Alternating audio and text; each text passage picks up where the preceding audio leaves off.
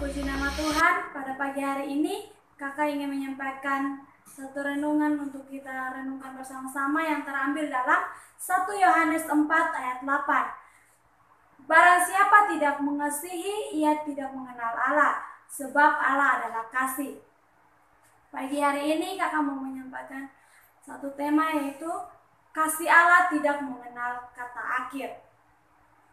Setiap kita tidak pernah luput dari kesalahan dan dosa. Ketika kita ingin kembali kepada kebenaran, kemudian kita datang kepada Tuhan, kita bertanya kepada Tuhan, apakah Tuhan masih mengasihi saya? Apakah Tuhan masih mau mengampuni kesalahan saya?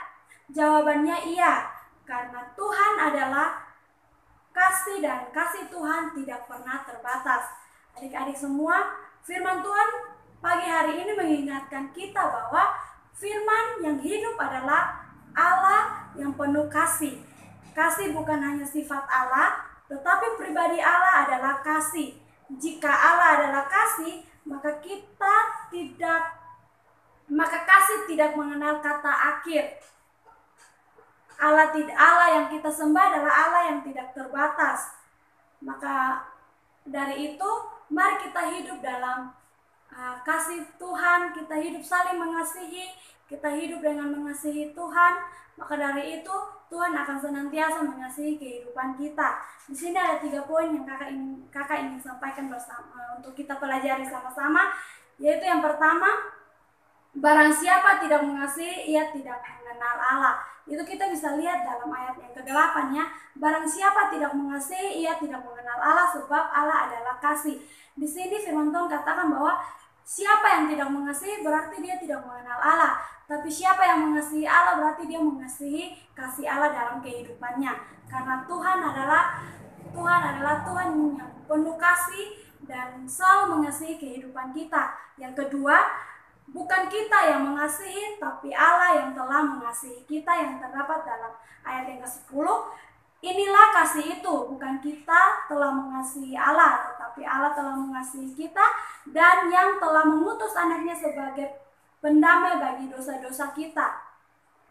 Jadi Allah mengasihi kehidupan kita, dia rela mati di atas kayu salib untuk menebus segala dosa-dosa kita. Mari kita terus belajar untuk mengasihi Allah dalam kehidupan kita, supaya kita hidup berpengharapan di dalam Tuhan. Yang ketiga adalah Allah tetap ada di dalam kita dan kasih-Nya sempurna di dalam kehidupan kita. Yang kita bisa lihat dalam ayat yang ke-12, di situ katakan, tidak ada seorang pun yang pernah melihat Allah.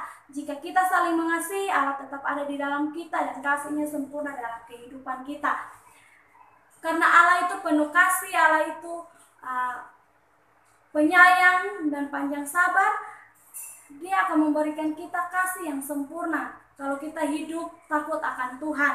Jadi firman Tuhan pagi hari ini mengajarkan kita untuk selalu mengasihi Tuhan dan mengasihi sesama kita, karena kasih itu sangat penting dalam kehidupan kita.